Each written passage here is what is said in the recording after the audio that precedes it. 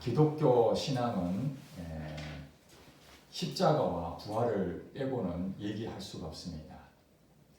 우리가 1년에 한 번씩 부활절을 우리가 드리게 되는데 부활 때마다 부활 설교를 하게 되죠.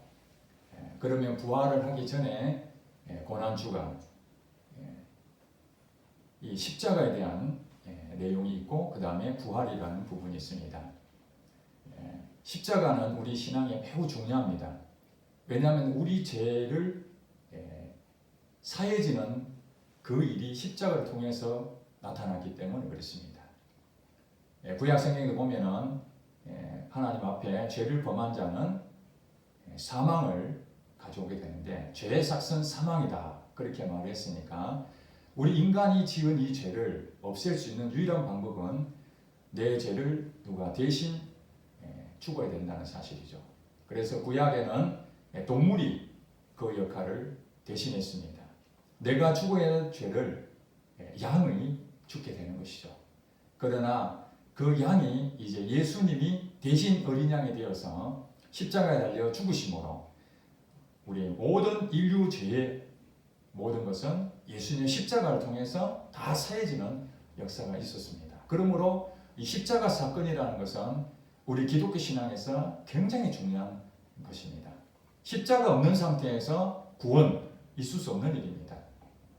그러나 이 십자가만으로는 기독교 전체를 대변할 수가 없습니다. 인류 죄를 다 지고 십자가를 통해서 죽었지만은 우리가 다시 살아야 되지 않습니까? 우리가 죽은 이유가 무엇입니까? 다시 살기 위해서 죽는 것이죠. 결국 부활이 없는 십자가는 아무 의미가 없는 것입니다. 예수님께서 십자가에 달려 돌아가시는 것으로 끝나버렸다면, 역사적인 사건으로 거기서 멈췄다면 사실 우리의 신앙은 아무 의미가 없습니다. 그래서 어떻다는 것인가? 한 청년이 십자가에 달려 죽은 것으로 나는 죄를 사했다 하고 죽어버렸다면 그 이후에 우리에게는 아무 변화가 없는 것이죠. 그러나 감사하게도 십자가를 통해서 우리의 죄가 다 죄인의 몸이 죽었던 우리가 이제 예수님이 다시 부활하실 때는 의인의 몸으로 다시 회복하셨다는 것입니다. 그때 우리도 함께 일으켜져서 새 생명을 얻은 것이죠. 그러므로 이 부활이라는 것은 십자가가 반드시 있어야 부활이 있는 것이죠. 부활이라는 것은 다시 회복한다는 의미인데 죽음이 없이 부활할 수가 없는 것입니다. 그러므로 십자가에서는 열매가 없지만은 십자가를 통해서 부활, 그 부활에서 꽃이 피는 것이죠. 어떤 종교를 봐도 다시 살아났다 이런 내용이 없습니다. 왜냐하면 이 부활이라 말로 하나님이신 것을 분명한 증거로 주셨기 때문에 그렇습니다. 여러분, 우리가 왜 신앙생활을 합니까? 우리가 만들어 놓은 종교를 우리가 믿어서 우리에게 복을 받으려고 그렇게 신앙생활을 합니까? 일반 종교들은 그렇게 하고 있죠. 그들이 믿는 신은 만들어진 신입니다. 그 이름이 어떤 이름이든 간에 다 만들어 놨어요. 그 신은 살아있지 않습니다. 불교도 제가 여러 차례 말씀드렸지만은 부처를 믿는데 그 부처를 믿는 것은 그 부처의 가르침을 믿고 자기도 해탈하는 그 수행을 거쳐야 된다는 하나의 가르침일 뿐이지 부처 자신이 신으로 믿는 것은 아닙니다. 그러나 많은 불교 신자들은 기독교가 하나님을 믿는 것처럼 부처를 신으로 믿고 거기에 복을 달라고 빌고 있습니다. 불교 신자들이 부처님을 신으로 믿었다면 부처가 오늘 자기에게 어떻게 인도를 하고 어떻게 말을 하고 어떻게 복을 주는지에 대한 분명한 것을 경험해야 되지 않겠습니까? 단 한 사람도 부처의 말을 들어본 적이 없는 거예요. 실제 삶 가운데서 자기 인생 가운데서 살아있는 부처로서 자기에게 말한 부처가 없다는 말이에요. 그러나 우리 기독교는 그 차원이 다릅니다. 만들어진 신을 믿고 있는 것이 아닙니다. 정말 살아계신 신이라는 거예요. 살아있다는 것은 증명을 해야 되죠. 무엇으로 증명할 수 있습니까? 그래서 사도 바울이, 여러분 잘 아시는 사도 바울이 하나님을 만나고 예수 그리스도를 영접하고 주인으로 만나고 난 뒤에 복음을 전파합니다. 이방 땅에 가서 복음을 전하는데 무엇을 전했는가? 자기 얘기를 한 것이 아닙니다. 예수님께서 죽은 자 가운데서 살아나셨다. 이 부활이죠, 부활. 이것이 무엇이냐면은 바로 예수님이 하나님의 아들이시고 바로 그분이 살아계신 신이시다 하는 걸 증명한 거예요. 그래서 사도행전 17장 31절에 하나님께서 모든 사람에게 믿을 만한 증거를 주셨는데 그것이 무엇인가? 바로 예수 그리스도께서 죽은 자 가운데서 다시 살아나신 것, 이것이 바로 모든 사람이 믿을 만한 증거다. 예수님이 이 땅에 오셨는데, 예수님이 하나님 아들로 오셨는데 그것은 무엇으로 하나님의 살아계심을 증명할 수 있겠는가? 부활이라는 거예요. 부활. 그러니 십자가만으로는 설명할 수 없는데 예수님께서 부활하심으로써 모든 사람이 하나님이 살아계시는구나, 그렇게 믿을 만한 증거를 주셨다는 거예요. 오늘 본문에 보니까 예수님께서 십자가에 달려 돌아가시고 제자들은 12명의 제자들은 다 뿔뿔이 흩어졌습니다. 자기가 믿었던 그 스승이셨던 예수님께서 십자가에 달려 돌아가신다는 그 사건 앞에 설마 자기들은 그 스승님께서 이 이스라엘 나라를 구원하실 수 있는 유일한 돌파구라 생각했지 비참하게 십자가에 달려 돌아가실 줄은 생각을 못했던 거예요. 그것이 예수님을 잘못 오해한 것이죠. 예수님은 육신의 것들을 해결하려고 하는 해결사가 아니라 우리 영혼의 문제까지 책임지시는 살아계신 하나님이셨다는 것을 우리 제자들도 그때는 몰랐던 거예요. 예수님 부활하시고 난 다음에 예수님이 하나님의 아들이셨구나.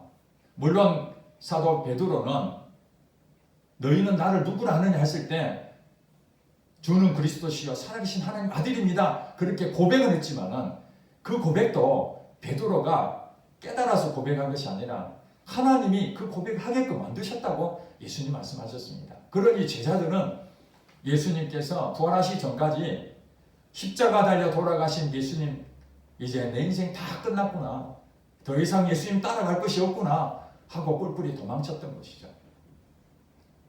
이제 어떤 일이 생겼습니까? 예수님을 붙잡아서 처형을 시켰던 그들이 그 예수를 따르던 제자들까지 다 잡아라는 명령이 떨어진 거예요. 주변에 샅샅이 뒤져서 이 도를 가르치는 예수를 따라다닌 그 제자들을 다 잡아들이라는 그 명령 앞에 제자들은 한 곳에 숨어서 문을 꼭 잠그고 어떻게 앞으로 살아가야 될 것인지 두려움 가운데 있었습니다. 그때 예수님께서 3일 만에 부활하시고 어디를 찾아가셨습니까?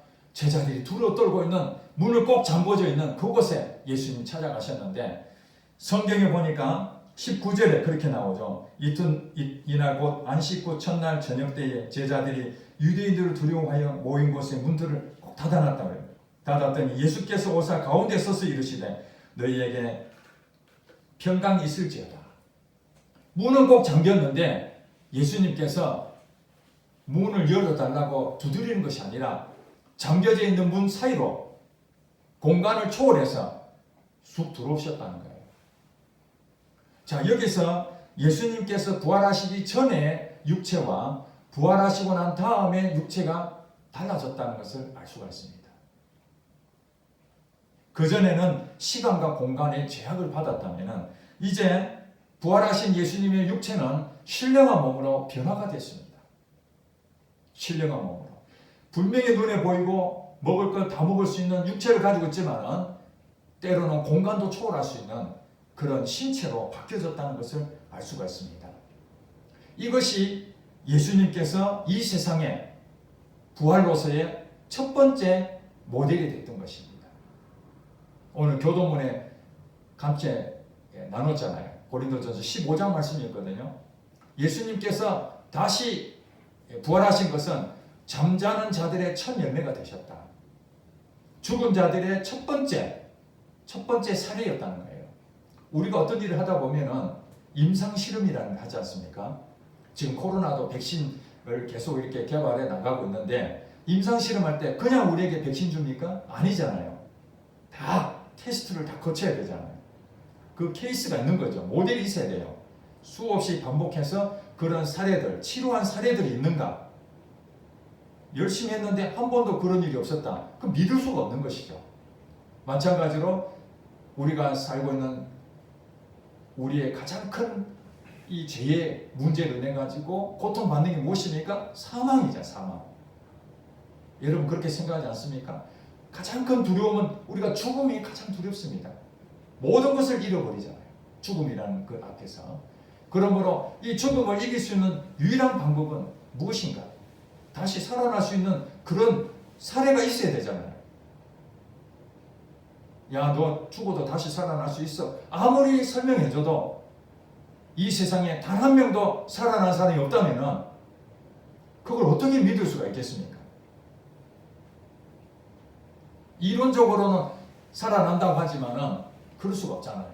우리 영화에 보면은 백 투 더 퓨처 이래가지고 옛날로 돌아가는 타임머신 타고 과거로 돌아가기도 하고 미래도 가기도 하는 그런 영화들 많이 나오잖아요.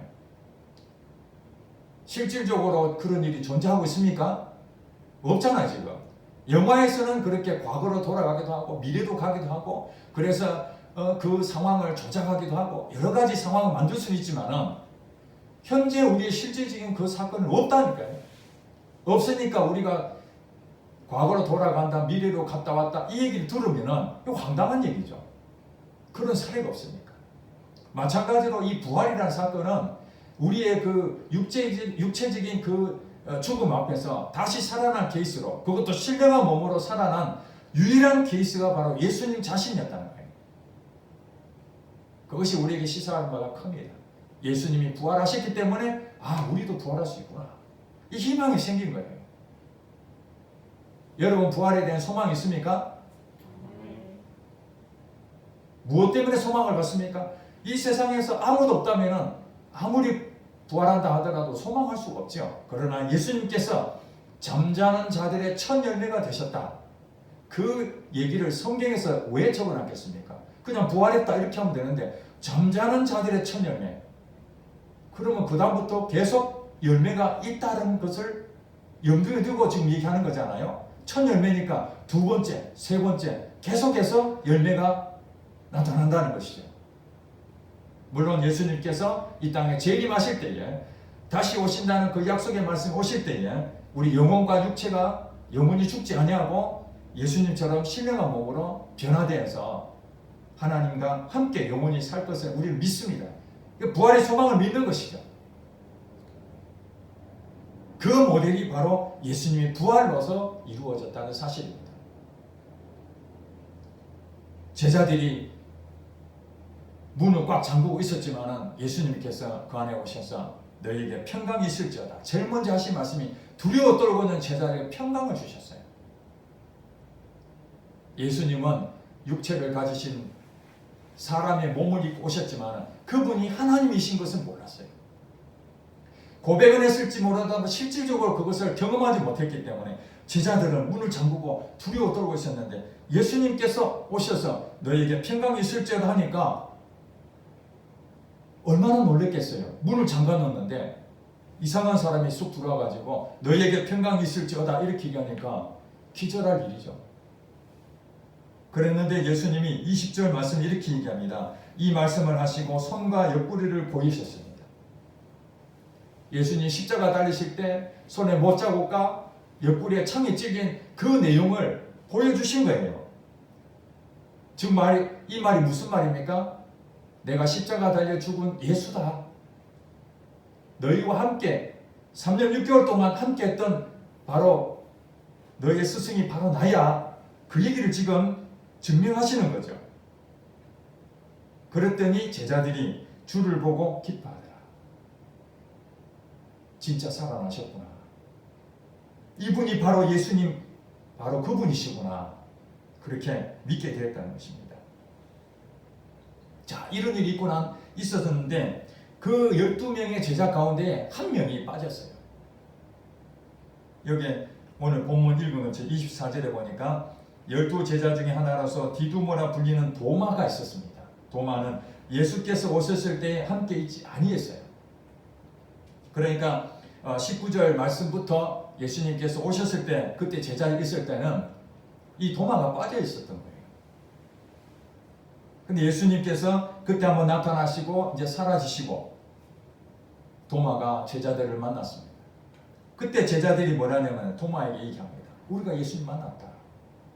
십자가에 달려 돌아가신 그 예수님이 부활하셔서 우리에게 직접 보여주셨다. 그렇게 말을 했습니다. 그러니까 도마는 여전히 똑같죠.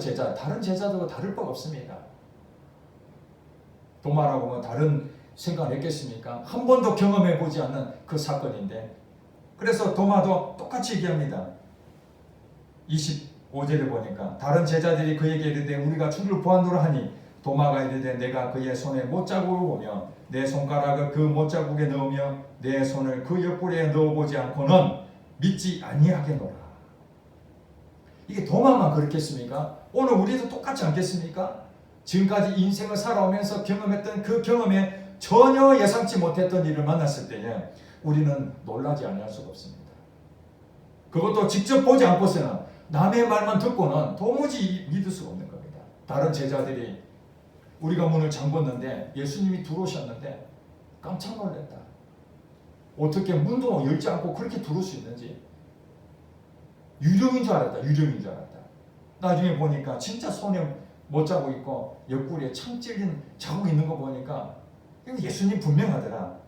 그랬더니 도마도 똑같이 나도 그의 손을 확인해보고 그 옆구리도 확인해봐야 내가 믿겠다. 그러지 않고서는 도무지 못 믿겠다. 그렇게 고백했습니다. 그랬더니 이제 예수님께서 그 이후에 26절에 보니까 8해가 지나고 난 다음에 제자들이 다시 또 모여 있었어요. 그때 모일 때도 역시 문을 잠궈 놓고 있었습니다. 왜냐하면 다른 사람들이 또 자기를 잡으러 올까 두려워서 문을 잠그고 있었어요. 이때는 도마도 함께 있었습니다. 예수님께서 지난번과 똑같이 문이 잠겨있는 그걸 통과해서 그들 앞에 너희에게 평강이 있을지어다 동일한 말씀을 하십니다. 지금 제자들은 예수님을 만났는데도 불구하고 문을 잠궜다는 얘기는 아직도 그 두려움이 가시지 않았다는 사실을 보여주고 있습니다. 예수님께 다시 한번 와가지고 너희에게 평강이 있을지어다. 내가 하나님이다 그 얘기죠. 내가 살아있는 하나님이다 그것을 말씀하고 있습니다. 그리고 예수님께서 27절에 도마에게 이제 말씀하십니다. 도마가 의심하고 있는 것을 이미 예수님 다 알고 계셨어요. 현장에는 없었지만 제자들끼리 얘기하고 있는 것은 예수님이 들어보지 못했지만 예수님은 살아계신 하나님이시기 때문에 그가 무슨 생각을 하는지 그걸 다 알고 계셨어요. 그래서 도마를 부릅니다. 27절에 도마에게 이르시되 너의 손가락을 이리 내밀어 내 손을 보고 내 손을 내밀어 너의 옆구리에 넣어보라. 그리하여 믿음 없는 자가 되지 말고 믿는 자가 되라. 그렇게 말씀했습니다. 예수님께서 그냥 무덤태고 믿으라가 아니라 다 보여주셨습니다. 한번 봅시다 이렇게 한 것도 아니고 도만 불러가지고 참 봐라. 한번 넣어봐라. 너 손으로 한번 직접 한번 만져봐. 얼마나 확신에 찬 얘기했으면 그까지 얘기하겠습니까? 거짓말하면은 가르쳐달라고 해도 다 숨기고 또 거짓으로 가리는 것이 당연한 얘기인데 예수님께서는 실제로 부활하셨기 때문에 사람들이 만져보자 하면은 그것을 말기는 것이 아니라 직접 봐라. 그리고 보여주셨습니다. 분명하지 않습니까? 예수님께서 보여주셨다는 얘기는 확신하다는 것이죠. 그때 28절에 도마가 이런 고백을 합니다.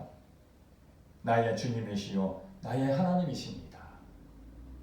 바로 이 예수님께서 부활하신 예수님이야말로 나의 주님 되시고 나의 하나님이라는 것을 고백하게 된 것입니다.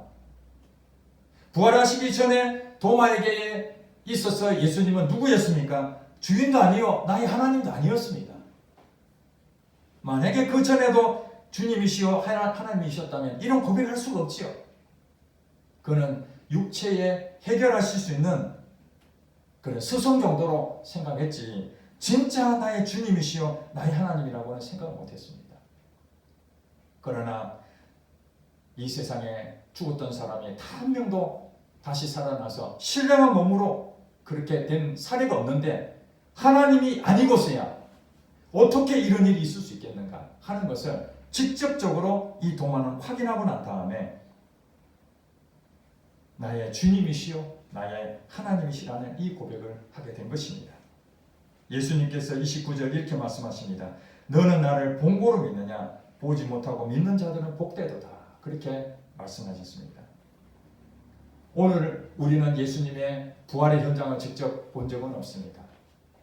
제자들은 직접 눈으로 그 못자국과 옆구리의 창자국을 직접 눈으로 봤지만은 그 이후에 예수님 승천하시고 난 이후에 오늘 2000년 지난 지금까지 어떤 성도도 예수님을 직접 눈으로 본 적은 없습니다. 그렇지만은 오늘 이 본문 말씀을 도마를 통해서 기록한 이유가 무엇입니까? 그것은 예수님께서 실제로 부활했던 것을 예수님 자신이 증명했을 뿐만 아니라 제자들 가운데에 가장 의심이 많았던 이 도마가 도저히 믿을 수 없다. 말로만 들어가고 믿을 수 없다. 내가 직접 확인해 봐야 되겠다. 해서 확인한 내용을 오늘 예수님과 나눈 대화를 통해서 이렇게 적어놓은 성경 말씀을 오늘 우리는 믿는 것입니다. 우리는 직접 그 현장에 가 보지는 않았지만 마치 도마가 예수님이 직접 현장에서 만져보고 그것을 나의 주님이시요 나의 하나님 되십니다. 바로 예수님이 하나님이십니다. 살아계신 하나님이십니다. 이 고백이 우리는 직접 본 적은 없지만 도마의 고백이 똑같이 그렇게 하는 사람이 바로 어떻다는 거예요? 너는 나를 본고로 믿느냐? 보지 못하고 믿는 자들은 복되도다. 바로 우리는 보지 못하고 믿는 자들입니다. 보지 못하고 믿는 자가 복되다는 말이 무슨 말입니까? 도마처럼 예수님이 직접 현장에서 보게 되면 믿지 말라고도 믿지 않겠습니까? 부인할 수가 없는 거예요. 왜냐하면 너무나 확실하니까. 직접 경험한 사람은 그거 부인할 수가 없습니다. 그런데 우리는 여기에 기록된 말씀을 믿는다는 것이잖아요. 마치 예수님이 진짜 살아계신 그것을 내가 본 것처럼 나는 믿습니다. 이것은 직접 눈으로 본 사람보다 그 눈으로 봤던 그 내용에 기록된 이 내용만 가지고도 내가 믿겠다는 것은 훨씬 더 그 믿음이라는 것은 더 높은 차원이라는 거예요. 이것이 바로 예수님께서 오늘 우리에게 말씀하시고 있는 것이죠. 도마에게 지금 말하고 있지만 사실 우리에게 말하고 있는 거예요. 보지 못하고 믿는 자들은 복되도다. 오늘 신앙생활 하면서 많은 사람들이 그렇습니다. 하나님이 살아계시냐? 살아계시면 보여줘봐. 제 자신도 그랬거든요. 하나님을 믿으라는데 도대체 믿을 수가 없는 거예요. 오늘 예수님께서 보지 못하고 믿는 자 복되다 이렇게 해서 무턱대고 믿으라는 얘기입니까? 하나님이 살아계시든 안 계시든 상관없이 무조건 믿어봐. 이 얘기하는 것이 아닙니다. 이미 도마가 예수님에 대한 모든 것을 확인한 그 모든 것들이 기록되어 있으니 하나님의 말씀을 믿으라는 것이죠. 우리는 그 믿음을 분명하게 함께 믿음으로 보는 것이지 그냥 아무것도 기록되어 있지 않고 그냥 소문만 의해서 그거 듣는다면 우리가 소문 따라가다 망한 사람이 얼마나 많습니까? 고린도전서 15장에도 그랬잖아요. 예수님께서 부활하지 않았다면 우리 믿는 것도 헛것이라고, 우리 믿음도 헛것이라고요. 그렇지 않습니까? 예수님 부활하시지 않았는데 부활했다라고 그렇게 말했던 그 소문만 듣고 자기 인생을 다 바칠 수 있겠습니까? 여러분 어떻습니까? 저는 인생 못 바치겠어요. 하나님이 분명히 살아계시는 존재하신 그분을 내가 믿지 못한다면 어떻게 내 인생을 다 드릴 수 있겠습니까? 그래서 성경에 기록된 이 말씀을 통해서 믿고 그 말씀을 통해서 하나님 인도를 받고 하나님 살아계신다는 것을 나의 주인 되시오 나의 하나님 되신다는 것을 믿음으로 고백하고 실제로 내 삶 가운데에서 정말 하나님 살아계신지 확인하고 거기서 경험해 나갈 때에 비로소 우리는 어떻게 되냐? 부활의 증인이 되는 거예요. 나의 주님이시요 나의 하나님이라고 이 고백 가운데에 믿음으로 고백한 이 도마와 또 제자들이 나가서 목숨을 바쳐서 부활의 증인이 된 거예요.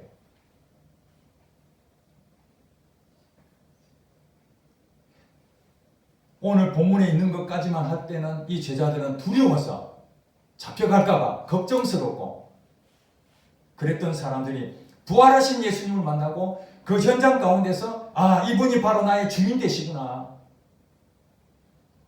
나의 하나님 되시구나 그 확신을 가지니까 그 다음부터는 두려움이 없어졌어요. 이제는 잡으면 잡히지 뭐. 내 감옥 들어갈 수 있지 뭐. 그 뒤로 베드로도 감옥 들어갔습니다.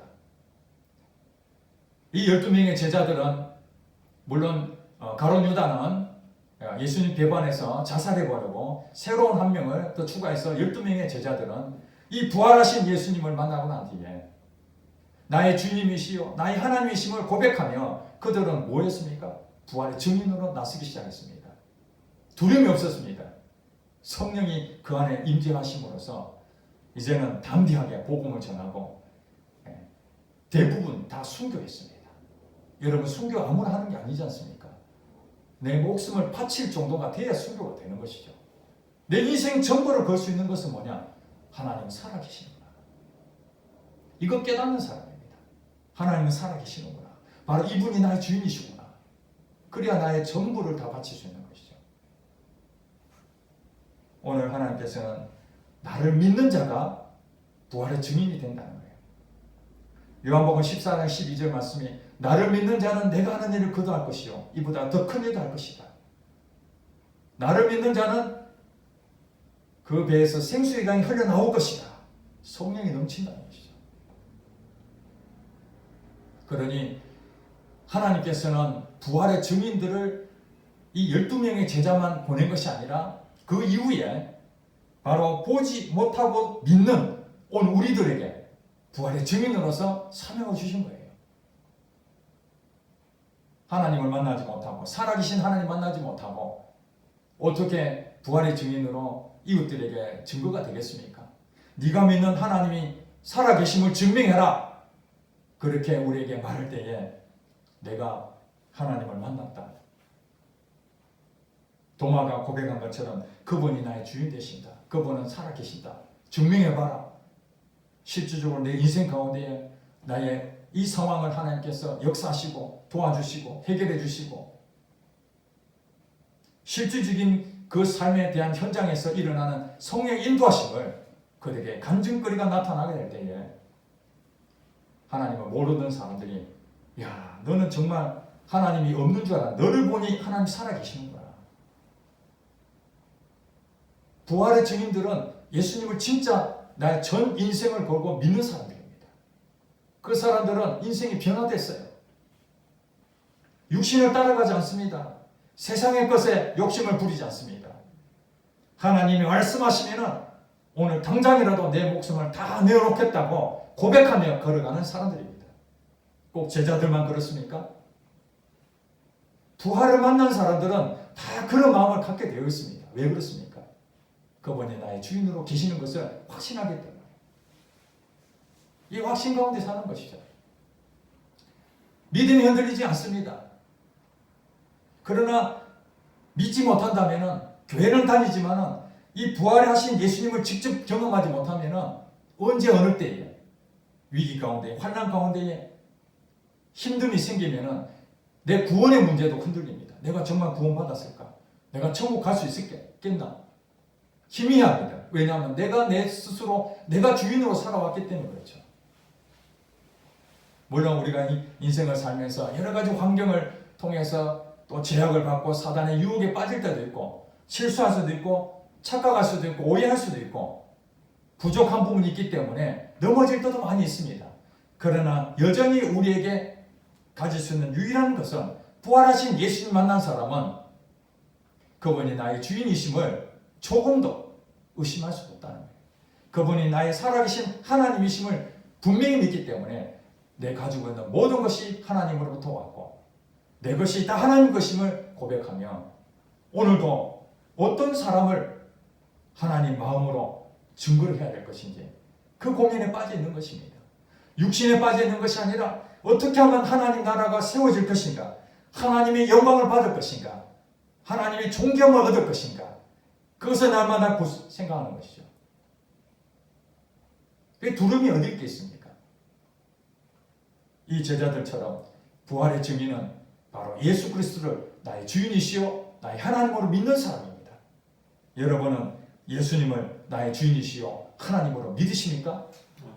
그렇다면 여러분 삶이 변화가 될 것입니다. 여러분 인생이 바뀌어질 것입니다. 하나님의 놀랍게 쓰임받는 사람으로 나타나게 될 것입니다. 그것이 열매입니다. 예수님께서 여러분을 붙잡고 가시기 때문에 예수 그리스도를 믿는 자에게는 능치 못함이 없다고 말씀했습니다. 여러분 믿는 자로서 부활의 증인으로 이 땅에 귀하게 쓰임받는 여러분 되시기를 주의 이름으로 축복합니다. 기도하겠습니다.